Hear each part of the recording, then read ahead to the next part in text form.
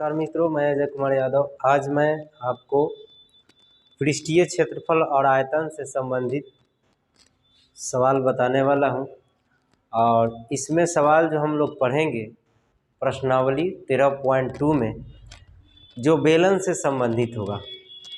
और बहुत दिन बाद हम लोग, लगता है कि 10-12 दिन बाद हम लोग चैप्टर पढ़ रहे हैं। इससे पहले 13.1 पढ़ाए थे। तो इसमें आपको क्या क्या फार्मूला लगेंगे, बेलन क्या होता है, पहले उसके बारे में हम लोग जानेंगे पूरा डिटेल्स। और उसके बाद हम लोग इससे संबंधित सवाल को बनाएंगे। तो आइए चलते हैं सीधे सवाल की ओर। ये हम लोग का टॉपिक है बेलन, जिसको अंग्रेजी में बोलते हैं सिलेंडर। इसी को लंबवृत्तीय बेलन भी कहता है सब। तो इससे कोई घबराने की बात नहीं है। देखिए, बेलन जो होता है, जैसा कि आप घर पे देखे होंगे, एक पाइप होगा। जैसे कोई वस्तु है, चलिए हम यहाँ पे दिखाते हैं आपको। ये गोल पाइप के आकार का ये वस्तु है। ये क्या हो गया? बेलन हो गया। देख रहे हैं ना, दोनों तरफ से क्या है? वृत्ताकार है। तो ये जो पाइप आकार का वस्तु है, इसका नाम बेलन हो गया। और इस तरह के वस्तु का हम लोग क्षेत्रफल जब भी निकालते हैं तो क्षेत्रफल दो तरह से निकलता है, एक वक्रपृष्ठ क्षेत्रफल और एक कुल पृष्ठ क्षेत्रफल, और एक आयतन निकलता है। समझ गए? तो इस तरह के वस्तुओं का क्षेत्रफल या आयतन मालूम करने के लिए ये फार्मूला बनाया गया है। और इस तरह के वस्तु का नाम है बेलन। समझ गए? इसीलिए इसको लंबवृत्तीय बेलन बोलते हैं, क्योंकि ये लंब होता है, लंबवत होता है, 90 डिग्री के साथ खड़ा होता है जहाँ भी होता है।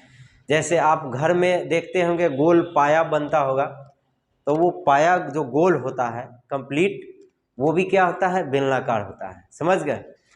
तो अब यहाँ पे सवाल उठता है कि यहाँ पे हम लोग वक्रपृष्ठ क्षेत्रफल लिखे हैं और कुल पृष्ठ क्षेत्रफल लिखे हैं। तो हम पहले भी बताए हैं कि एक कुल पृष्ठ क्षेत्रफल होता है, एक वक्रपृष्ठ क्षेत्रफल होता है। वक्रपृष्ठ क्षेत्रफल होता है जैसे कि ये इसके आसपास वाला साइड वाला बस निकाल देना है, ये वक्रपृष्ठ क्षेत्रफल हो गया। ठीक है ना? ये बाहर वाला पूरा यहाँ से यहाँ तक इसका जितना लंबाई है, मतलब ऊंचाई है, उतना का खाली आस पड़ोस का क्षेत्रफल निकाल देंगे, वो हो गया वक्रपृष्ठ क्षेत्रफल। और कुल पृष्ठ क्षेत्रफल में क्या होता है कि ये जो यहाँ से यहाँ तक जो क्षेत्रफल निकालेंगे वक्रपृष्ठ क्षेत्रफल, उसमें दो वृत्त का क्षेत्रफल जोड़ देंगे। अब दो वृत्त कहाँ से आ गया? देखिए, ये एक वृत्ताकार भाग है और ये एक वृत्ताकार है ना। दोनों वृत्त का क्षेत्रफल क्या करते हैं? जोड़ देते हैं इसमें, क्योंकि गोल है। तो जब गोल वस्तु का क्षेत्रफल निकालेंगे तो उसमें वृत्त तो शामिल हो ही जाएगा। और जब वृत्त शामिल होगा तब वृत्त का क्षेत्रफल भी उसमें मिलाना पड़ेगा। तो इसमें गोल कितना है? 2 है, एक इधर से और एक इधर से। तो 2 गो वृत्त हो गया। तो 2 गो वृत्त का क्षेत्रफल इसमें क्या करते हैं? ऐड करते हैं, जोड़ देते हैं, तो हो जाएगा कुल पृष्ठ क्षेत्रफल। समझ में आया? तो सबसे पहले वक्रपृष्ठ क्षेत्रफल, वक्रपृष्ठ क्षेत्रफल को क्या बोलते हैं? एरिया ऑफ सिलेंडर बोलते हैं, इसीलिए ए से लिखते हैं। और इसका क्षेत्रफल जो होता है, वृत्त के परिधि में हाइट से गुना कर दिया जाता है, ऊंचाई से गुना कर दिया जाता है। तब वृत्त का परिधि या परिमिति क्या होता है? 2πr ना होता है। और उसमें h से गुना करा देंगे तो क्या हो जाएगा? इसका बेलन का वक्रपृष्ठ क्षेत्रफल हो जाएगा, क्योंकि 2πr तो एक चक्कर लगा लेगा तो 2πr हुआ। अब पूरा यहाँ से यहाँ तक हाइट से गुना करा देंगे तो उसका क्या आ जाएगा? वक्रपृष्ठ क्षेत्रफल। समझ गया? उसके बाद है कुल पृष्ठ क्षेत्रफल, जिसको टोटल सरफेस एरिया बोलते हैं, इसीलिए एस से लिखते हैं। तो ये क्या है? वक्रपृष्ठ क्षेत्रफल में क्या करेंगे? देखिए 2πrh, 2 गो वृत्त का क्षेत्रफल क्या करेंगे? जोड़ देंगे। एक गो वृत्त का क्षेत्रफल होता है πr²। तब 2 गो है तो एक इधर एक इधर से, तो 2πr² हो गया। ये दोनों को क्या करते हैं? वक्रपृष्ठ क्षेत्रफल में जोड़ देते हैं, तो 2πr² हो गया, हुआ ना। अब ये दोनों को जोड़ दिए तो ये बेलनाकार भाग जो दिखाई दे रहा है, पूरा का क्षेत्रफल निकल जाएगा टोटल। अब इसमें से देखिए हम कॉमन ले लिए हैं 2πr। देखिए 2πr यहाँ भी है, यहाँ भी है, तो 2πr निकाल लिए तो यहाँ h बचा और यहाँ r 2 गो है, तो एगो r भी बचेगा। तो ये लिखिए या ये लिखिए, दोनों एक ही है। ठीक है? उसके बाद फिर क्या होता है? आयतन होता है, वॉल्यूम। तो वॉल्यूम जब निकालिएगा तो वृत्त के क्षेत्रफल जो होता है पाई आर स्क्वायर, उसमें हाइट से गुना करवा दीजिएगा तो बेलन का क्या हो जाएगा, आयतन। तो देखिए पाई आर स्क्वायर एक वृत्त का क्षेत्रफल हुआ ना, या इधर से या तो इधर से, उसमें किससे गुना करा दिया है, बेलन के ऊंचाई से। देखिए इससे हुआ ना, तो पाई आर स्क्वायर एच, इसका क्या हो गया, बेलन का आयतन। अब देखिए इस चित्र में देखिए ध्यान से, ये दोनों तरफ से वृत्त लगा हुआ है, लगा है, और आपको मालूम है कि ये केंद्र बिंदु होता है किसी भी वृत्त का। केंद्र बिंदु है तो यहाँ से यहाँ परिधि के पास आएंगे, यहाँ पे तो एक त्रिज्या होगा, यहाँ से इधर आ जाएंगे तो एक और त्रिज्या होगा, यानी कि 2 त्रिज्या हो जाएगा। और दोनों त्रिज्या को जोड़ देंगे तो एक व्यास बन जाएगा, जिसको डायमीटर बोलते हैं। समझ में आया? तो उस इसी का विवरण यहाँ पे दिया हुआ है। देखिए ए ओ यहाँ से यहाँ तक और ओ बी, ये क्या हो गया, त्रिज्या। और त्रिज्या को रेडियस बोलते हैं, इसीलिए बड़ा आर और छोटा आर दोनों से लिखते हैं। समझ में आया ना? आप बड़ा आर और छोटा आर दोनों से लिख सकते हैं। अब यूज करते समय आपको ध्यान देना है कि कभी कभी खोखला बेलन मिल जाएगा, यानी 2 त्रिज्या वाला वस्तु मिल जाएगा, तो एक त्रिज्या बड़ा रहेगा और एक त्रिज्या छोटा रहेगा। तो छोटा के जगह छोटा आर यूज करते हैं, जब बड़ा त्रिज्या रहेगा तो बड़ा यूज करते हैं। कब करते हैं अभी बताएंगे। उसके बाद फिर यहाँ से यहाँ तक अगर देखते हैं तो व्यास हो गया, तब व्यास हो गया, इसका मतलब कि 2 गो त्रिज्या जुट गया, इसीलिए ए बी है। ए बी का मतलब कि आर प्लस आर, यानी कितना, 2r, और व्यास को डायमीटर बोलते हैं, इसीलिए डी भी लिखते हैं। तो डी बराबर क्या, 2r भी हो जाएगा। समझ गए? अब देखिए, अब 2r का यूज होता है तो उसमें एक आर छोटा होता है, एक बड़ा होता है, तो वो होता है खोखला बेलन। जैसे कि कोई पाइप घर में देखते हैं, घर में पाइप होता है, तो पाइप में आप देखिएगा पाइप का भी कुछ मोटाई होता है। और उसके बाद बोलो ना यार, हाँ देखिए पाइप का मोटाई होता है, तो पाइप का जब भी मोटाई होगा, जैसे कि यहाँ पे देखिए ये मोटाई दी है, ये इतना इतना मोटा है, देख रहे हैं, उसी तरह यहाँ से यहाँ तक ये मोटाई है। तो त्रिज्या जो है यहाँ से यहाँ तक कुछ और होगा, और यहाँ से यहाँ तक कुछ और होगा ना जी। इसीलिए जब भी इसका आयतन निकालेंगे तो अंदर वाला जो भाग खोखला है वो क्या कर देंगे, घटा देते हैं। किस में से, टोटल में से। तो अब टोटल इसका आयतन क्या हो जाएगा, ये केंद्र बिंदु देख रहे हैं, यहाँ से यहाँ तक टोटल आयतन हो जाएगा, और यहाँ से यहाँ तक का त्रिज्या क्या हो जाएगा, बड़ा आर। देख लीजिए, है ना, यहाँ से यहाँ तक बड़ा आर, यानी कि ए ओ यहाँ लिखेंगे तो बड़ा आर हो जाएगा। अब बाकी यहाँ से यहाँ तक तो छोटा आर हो ही जाएगा। तो अब बड़ा आर में से छोटा आर घटा देंगे जब भी आयतन निकालेंगे। तो देखिए पूरा आयतन क्या हो जाएगा, पहले पूरा आयतन निकालेंगे, पाई आर स्क्वायर एच। हाइट तो वही रहेगा दोनों के लिए एच, कभी कभी इसको भी इससे मिला दिया जाता है और एच लिख देता है, तो वो वही हो गया, हाइट हो गया बेलन का। समझ में आया? अब देखिए पूरा का आयतन निकालेंगे तो यहाँ से यहाँ तक त्रिज्या क्या हो जाएगा, बड़ा, खोखला बेलन के लिए, तो पाई आर स्क्वायर एच। और उसमें से ये वाला घटा देंगे यहाँ से यहाँ तक, तो ये खोखला भाग है वो क्या हो जाएगा, घट जाएगा। तो पता चल जाएगा कि उसमें कितना मटेरियल लगा है। समझ गए? उस बेलन को, बेलनाकार वस्तु को बनाने में, चाहे पाइप हो या कुछ भी हो, वो निकालने के लिए इस तरह का फार्मूला यूज करते हैं। तो पूरा आयतन में से यहाँ तक का आयतन घटा देंगे, तो पाई, यहाँ से यहाँ तक का त्रिज्या क्या है, छोटा आर, हाइट तो वही रहेगा, एक दोनों का हाइट ऊंचाई वही ना है, घटा देंगे तो क्या निकल जाएगा, खोखला बेलन का आयतन। अब सुनिए, अब दोनों में देखिए पाई एच कॉमन है ना, तो पाई एच कॉमन ले लिए, बच गया बड़ा आर स्क्वायर माइनस छोटा आर स्क्वायर। तो पाई एच आपको मालूम है एक फार्मूला होता है ए स्क्वायर माइनस बी स्क्वायर। क्या होता है, एक बार प्लस में एक बार माइनस में होता है, यानी कि r plus r into r minus r होता है ना। ये फार्मूला लिखिए, ये लिखिए, तीनों में से कोई याद कर लीजिए। और जब भी खोखला बेलन का आयतन निकालने के लिए आएगा तो यही यूज करेंगे, ठीक है ना।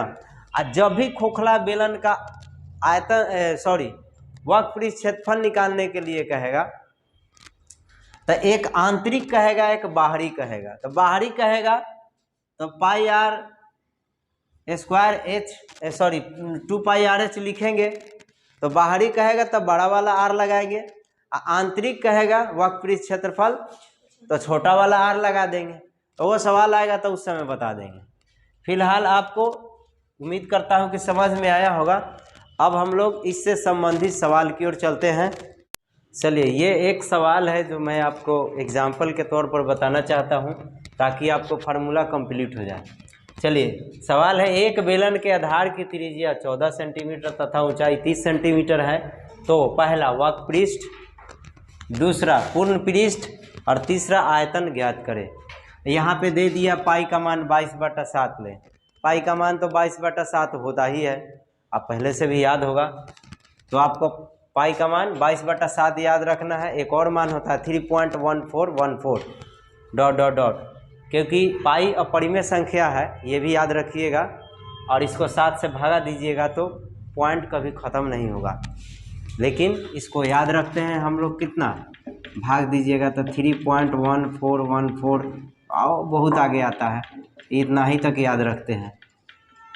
तो ये भी एक मान होता है, लेकिन आपको यहाँ पे ये वाला यूज़ करके बनाना है, ठीक है। हम याद सुविधा के लिए लिख दिए। चलिए, तो पहला सवाल हम लोग बनाएंगे। उससे पहले इसमें जो दिया है उसको लिख लेते हैं। तो गिवन जो जो दिया है लिख लीजिए। बेलन की आर का मतलब क्या हो गया, त्रिज्या। कितना दिया है, 14 सेंटीमीटर। एच मतलब ऊंचाई, कितना, 30 सेंटीमीटर। चलिए 9। चलिए, पहला सवाल है अब आपका क्या, वक्रपृष्ठ क्षेत्रफल। लिखेंगे बेलन का वक्रपृष्ठ, बोलिए क्या होता है, 2πRH होता है। मान रख दीजिए 2, पाई का मान 22/7, आर का मान 14, एच का मान 30, 7 दूना 14, आई को गुना करा दो, 22 चौक 88,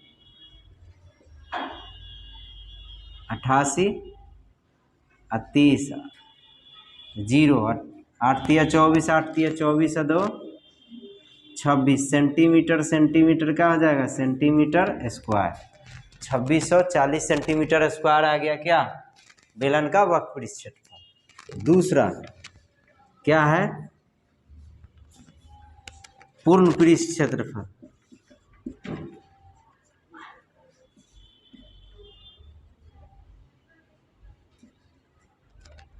ये मतलब क्या हो गया, ना लिख देते हैं, नहीं तो तू लोग।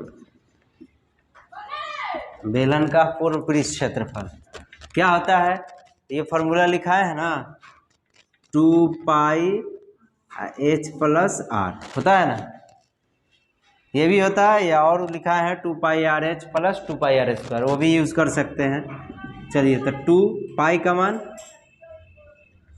22/7, एच का मान सॉरी आर का मान 14, एच का मान कितना है 30, फिर आर का मान 14। चलिए, यहाँ 7 दूना 14, तो ये हो गया 2 और 2 4, 22 चौक 88, आइए जोड़ दीजिए, कितना हो गया,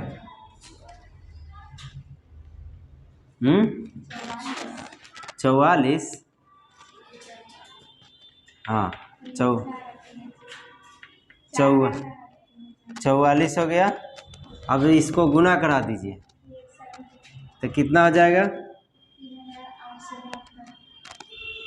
इसको गुना कीजिएगा 3872 सेंटीमीटर स्क्वायर आ जाएगा। गुना करा लीजिएगा। उसके बाद फिर इसका आयतन निकालेंगे, क्या हो जाएगा, बेलन का आयतन क्या होता है, πr² h होता है ना, 22/7, आर का मान 14, 14 का स्क्वायर, एच का मान 30, तो 22/7, 14 × 14 2 बार, क्योंकि पावर 2 है। 7 दूना 14, गुना करा दीजिए। 22 दूना 44 और 14 तिया 42, 420 है, 0 हो गया। इसको गुना कराइएगा तो